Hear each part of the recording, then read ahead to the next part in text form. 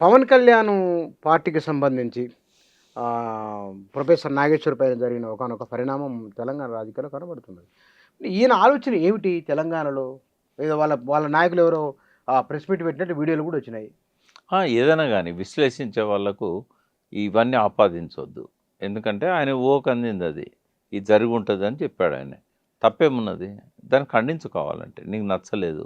లేదా నీ పార్టీకి అదొక మచ్చలాగా ఆయన మాట్లాడింది. నాగేశ్వర్ అంటే కొంత క్రెడిబిలిటీ ఉన్న విశ్లేషకుడు. ఆయన మాట్లాడిన దానివల్ల నీకు నష్టం వస్తుందనుకున్నప్పుడు, నువ్వు కూడా మీడియా స్వేచ్ఛ ఉంది కదా! నువ్వు మాట్లాడాలి. అంతేగాని ఈ రకమైన పచ్చ మీడియా వాళ్ళ ఛానల్స్‌లలో ఇష్టం వచ్చినట్టుగా దాడులు చేయడం అనేది కరెక్ట్ కాదు. అందరం కూడా నాగేశ్వర్‌ను కాపాడుకుంటాం. నాగేశ్వర్ వెంట ఉంటాం. నాగేశ్వర్ అనేవాడు తెలంగాణకు ఒక ఆభరణం. ఒక బహుముఖ ప్రజ్ఞాశాలి. ఆయన కేవలం విశ్లేషకుడే కాదు, ఈ సమాజాన్ని సరైన దారిలో పెట్టడానికి అనేక రకాలుగా ఆయన తన ఛానల్ ద్వారా ప్రజల లోపల చైతన్యాన్ని నింపుతున్న వ్యక్తి. అద్భుతమైన పుస్తకాల గురించి చెప్తాడు. అద్భుతమైన సినిమాల గురించి చెప్తాడు. ఆయన ఏ సబ్జెక్టు టచ్ చేయడానికి కాదు.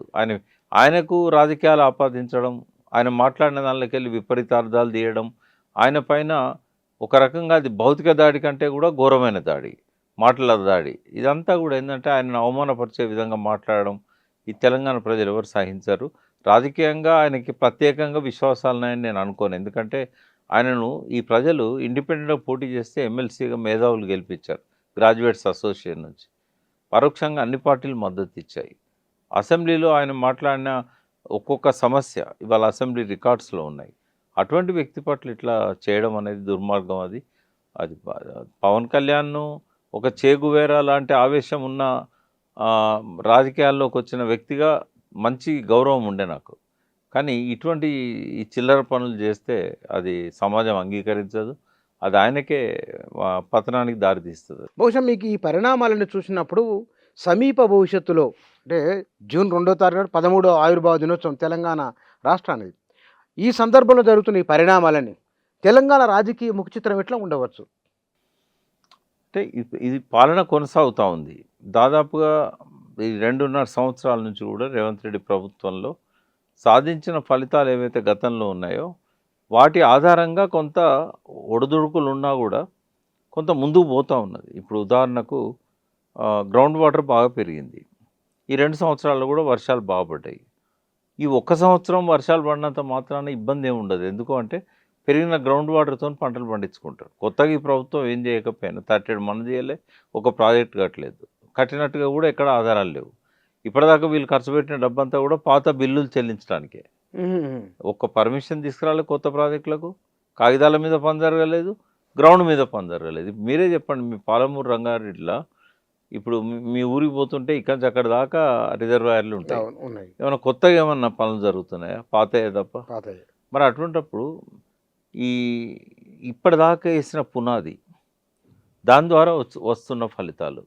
ఇప్పుడు జిఎస్డిపి ఉంది. ఇప్పుడు కేసీఆర్ దిగిపోయినంత మాత్రాన ఆ పరిశ్రమ పనిచేయడం ఆపుతుందా? ఆయన కాలంలో 25,000 పరిశ్రమలు వచ్చాయి. మైక్రో లెవెల్ ఎక్కువ వచ్చినాయి, మీడియంవి కొంత తక్కువ వచ్చినాయి, పెద్దవి ఇంకా తక్కువ వచ్చినాయి. బట్ వచ్చినాయి. వాటి ద్వారా ఎంప్లాయ్మెంట్ జనరేషన్ జరిగింది, ఉపాధి అవకాశాలు దొరికినాయి. ఓ 3.5 లక్షల కోట్ల 4 లక్షల కోట్ల పెట్టుబడులు వచ్చినాయి. ఐటీలో 3.5 లక్షల ఎంప్లాయీస్ ఉంటే 9 లక్షలకు పోయారు వాళ్ళు. ఐటీ ఎగుమతులలో కూడా 4 రెట్లు ప్రోగ్రెస్ కనబడ్డది. మనం ఈ 67 వేల కోట్ల నుంచి 3 లక్షల కోట్ల దాకా ఎగుమతులు ఆయన పీరియడ్లోనే జరిగినాయి. మరి ఇవన్నీ కూడా ముందుకు పోతే తప్ప ఆగిపోవు కదా. కొంతమంది కంపెనీస్ ఎత్తేసుకొని వాళ్ళు ఆంధ్రకో లేకపోతే ఇంకో ప్రాంతానికో తరలిపోతున్నారు. కానీ అవన్నీ పోలే కదా, అవన్నీ ఆల్రెడీ ప్రొడక్షన్ స్టార్ట్ అయినాయి కదా. కాబట్టి గ్రోత్ అనేది కొంత తిరోగమనంలో ఉన్నా కూడా అప్పుడున్నంత హై గ్రోత్ రాకపోయినా బట్ ఒక బేసిక్ అనేది పెరుగుతూ ఉంటుంది. అంత మాత్రాన ఇదేం పతనానికి పోదు. తెలంగాణ అనేది ఉజ్వలమైన చరిత్ర, ఒక మంచి పునాదిని కేసీఆర్ గారు వేశారు. రేవంత్ రెడ్డి గారు ఎంత దీన్ని చెడగొడదాం అనుకున్నా కూడా ఆ చెడగొట్టలేని పరిస్థితి. అది ఒక చెట్టు కేసీఆర్ పెట్టిండు, అది కాయలు కాస్తున్న టైంకి ఇంకో వ్యక్తి వచ్చిండు దాని యజమానిగా. కాయలు కాయనంటది అది కాస్తుంది. మిషన్ భగీరథ నీళ్ళు రాకుంటుంటాయా నల్లదిప్తే? పంపులు నొక్కితే గోదావరిలోకి వెళ్ళి నీళ్ళు రానంటాయా? అంటే నేను అనేది ఏంటంటే ఈ పాలన ఎట్లుంటుంది అని అంటే ఎవరు ముఖ్యమంత్రి ఉన్నా కూడా ఆ పాలనా తీరు అనేది కొనసాగుతూ ఉంటుంది. బ్యూరోక్రాట్స్ ఉంటారు, నడుస్తూ ఉంటుంది. కాకపోతే ప్రోగ్రెస్ ఉండకపోవచ్చు, ఇంకా ఉన్నతమైన స్థితికి తీసుకపోవచ్చు. ఉన్న స్థితి అయితే ఉంటుంది కదా, ఉన్న స్థితి నుంచి ఉన్నత స్థితికి పోదు, కానీ ఉన్న స్థితి అయితే ఉంటుంది కదా. మరి ఆ మార్కులు ఎవరికి వేయాలి? వాటిని సృష్టించిన వ్యక్తికి అన్నా, ఇప్పుడున్న యజమానికి అన్నా? ఎప్పటికైనా తెలంగాణ పదిలంగానే ఉంటుంది. ఈ 3 ఏళ్ళలో 4 ఏళ్ళలో కొంత విధ్వంసం జరిగినా, కొంత తిరోగమనం పట్టినా కూడా మళ్ళీ ప్రజలు విఘ్నులు, వాళ్ళకి తెలుసు ఎవరిని ఎన్నుకోవాలో. రేపు వచ్చే ముఖ్యమంత్రి మళ్ళీ ఒక 6 నెలల్లో ఏడాదో పట్టవచ్చు దీన్ని రికవర్ చేసుకోవడానికి, రిపేర్ చేయడానికి. అంతేగాని తెలంగాణకు వచ్చిన నష్టమేం లేదు. కాకపోతే సాంస్కృతిక దాడిని, ఈ విద్వేషాలను రెచ్చగొట్టే మాటల్ని ఎక్కడికక్కడ ఎదుర్కోవాలి. అయితే ఇప్పుడు ఆవిర్భావ దినం కాబట్టి ఈ సందర్భంగా మనం ఒకసారి ఈ గమనాన్ని అంతా కూడా మనం చూసినట్టయితే, అంటే 10-12 ఏళ్ళ ఈ గమనాన్ని చూస్తే ఒడిదుడుకులతోనే ముందుకు పోతున్నది. ఎప్పుడు కూడా కేక్వాక్ కాలేదు తెలంగాణ. ఎందుకంటే స్టార్టింగ్లో మనకు ఉన్న వనరులను చాలా పరిమితమైన వనరులు, అందరు అంటున్నట్టుగా ఇదేదో మిగులు బడ్జెట్, ఇదేదో అది సంపన్న రాష్ట్రము. సంపన్న రాష్ట్రం అంటే ఏంటంటే ఖజానా నిండా డబ్బు ఉన్నదని కాదు, నీకు కావాల్సిన వనరులు ఉన్నాయి. ఆ వనరులను ఉపయోగించుకుంటే సంపన్న రాష్ట్రం అయింది. కానీ వనరులను ఉపయోగించుకోకపోతే ఇప్పుడు మళ్ళీ గలగల గోదావరి తరలిపోతూనే ఉన్నది. మేడిగడ్డ రిపేర్ చేయకపోవడం వల్ల బిరబిర కృష్ణమ్మ పరుగులు ఇడుతూనే ఉన్నది. ఎందుకంటే బోర్డు చెప్పినా కూడా మన వాటా, మన నీళ్లను అక్కడ వాళ్ళు డైవర్ట్ చేసేవాళ్ళు లేరు.